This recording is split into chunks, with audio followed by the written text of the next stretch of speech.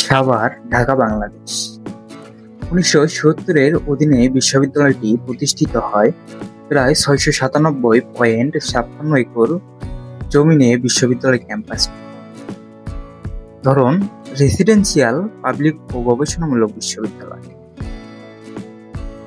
যার পুরো নাম জাহাঙ্গীরনগর বিশ্ববিদ্যালয়। আসসালামু আলাইকুম। আজকে আমরা আছি জাহাঙ্গীরনগর বিশ্ববিদ্যালয়। সাবস্ক্রাইব না করে থাকলে এখনই চ্যানেলটিকে সাবস্ক্রাইব করে দিন নিত্য নতুন সব ভিডিও পাওয়ার জন্য। ঢাকা সাভার রোডের একদম সাথেই অবস্থিত এই বিশ্ববিদ্যালয়টি। 1970 সালে প্রতিষ্ঠিত এই বিশ্ববিদ্যালয়টি প্রায় 697.56 একর জমি নিয়ে বিশাল জায়গা নিয়ে অবস্থিত এই বিশ্ববিদ্যালয়টি হয়ে উঠেছে অনেকটা জনপ্রিয় শিক্ষামান। একটি প্রধান কেন্দ্রীয় মাঠ সহ 15 থেকে 16টি ছোট বড় মাঠ নিয়ে এবং সাথে কয়েকটি ছোট পুকুর ও লেক নিয়ে গঠিত এই বিশ্ববিদ্যালয়। উক্ত বিশ্ববিদ্যালয়টি আবাসিক হলের সংখ্যা মোট 16টি, যার মধ্যে 8টি ছেলেদের জন্য বরাদ্দ এবং বাকি 8টি মেয়েদের জন্য বরাদ্দ রয়েছে। বিশ্ববিদ্যালয়টির ভিতরে একটি স্মৃতিসৌধ রয়েছে, যেটি মূলত ভাষা শহীদ ও মুক্তিযোদ্ধাদের স্মরণে নির্মিত করা হয়েছিল। সৌধটির আশেপাশে হালকা বাগান, পথ ও বসার জায়গা রয়েছে, যেটি শিক্ষার্থী ও দর্শনার্থীদের জন্য হয়ে উঠেছে একটি শান্তিপূর্ণ পর্যবেক্ষণ স্থান।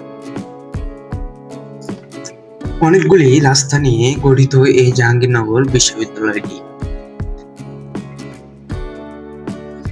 জাবির ভিতরে এই সৌধটি যেন এর পরিচয় বহন করেছে সারা বিশ্বের কাছে। সৌধটির একটু সামনেই অবস্থিত প্রশাসনিক ভবনটি। আমরা আজকে জাহাঙ্গীরনগর বিশ্ববিদ্যালয়ের পুরোটা ঘুরে দেখব। পুরোটা জুড়ে নানা রকম গাছপালা দিয়ে ঘেরাও করা এই বিশ্ববিদ্যালয়। একটু সামনে গেলেই শহীদ সালাম বরকত হলটি চোখে পড়ে। ঠিক পাশেই কয়েকটি ক্ষুদ্র দোকান চোখে পড়ে। তার একটু সামনে এগুলেই বিশাল একটি মাঠ চোখে পড়বে। রাস্তার একদম পাশ বয়েই সমাজতান্ত্রিক ছাত্র ফ্রন্ট। একদম প্রকৃতিময় পরিবেশ নিয়ে অপরূপ এই রাস্তাগুলি। ভিতরটা দেখতে যেন এক আলাদা শহর।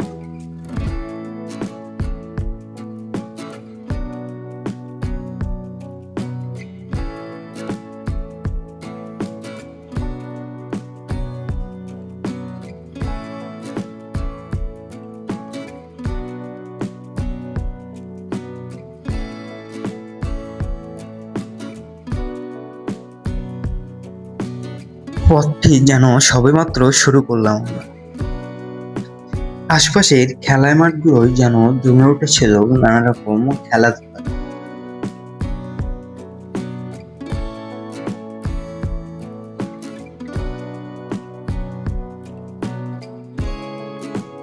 উক্ত বিশ্ববিদ্যালয়টির ভিতরেই অবস্থিত জাহাঙ্গীরনগর বিশ্ববিদ্যালয় স্কুল ও কলেজটি। আঁকাবাঁকা ঢালু রাস্তাগুলো যেন বয়ে আনে এক অন্যরকম আনন্দ। উক্ত বিশ্ববিদ্যালয়টির নিজস্ব বাস ব্যবস্থা রয়েছে শুধুমাত্র শিক্ষার্থীর যাতায়াতের জন্য। রাস্তার এক পাশ জুড়ে স্টাফ কোয়ার্টার, তার ঠিক অপর পাশেই 20 মাইল স্টাফ কোয়ার্টার জামা মসজিদটি দেখা যায়। যেন শিক্ষার্থীদের মন মাতানোর জন্যই এই পরিবেশটি গঠন করা হয়েছে এমন মনে হয়। স্টাফ কোয়ার্টারের পথটা ধরেই সামনের দিকেই এগুলেই পাওয়া যায় সেই প্রান্তিক গেট। মোট 6টি গেট বিশিষ্ট এই বিশ্ববিদ্যালয়টির প্রান্তিক গেট যেন অন্যরকম একটি গেট।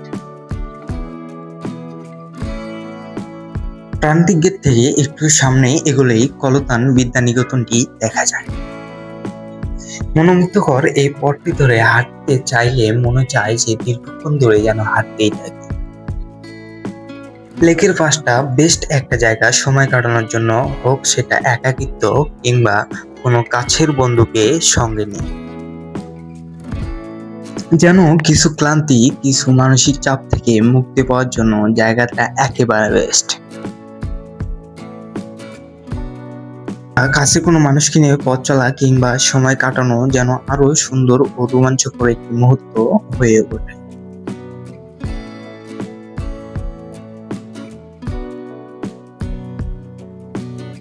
মনোমুগ্ধকর ও শান্তিপূর্ণ এই জায়গাটি নিয়ে গঠিত বিশ্ববিদ্যালয়টি।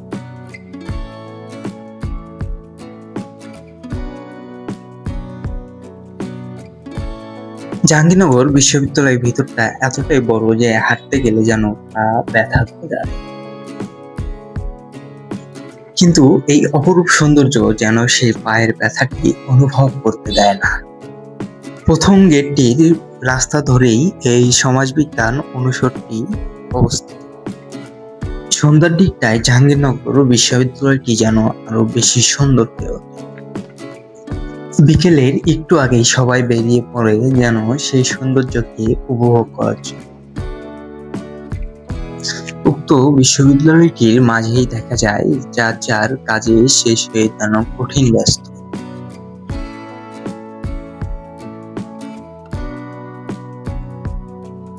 প্রথম গেটের ডান দিকের রোডটি ধরেই মেয়েদের হলগুলো অবস্থিত। শুরুতেই ফজিলাতুন্নেসা হলটি চোখে পড়বে।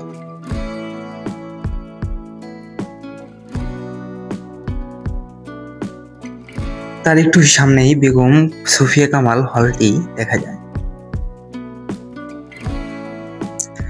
পথটি ধরেই সামনের দিকে এগুলোই প্রীতিলতা হলটি চোখে পড়ে।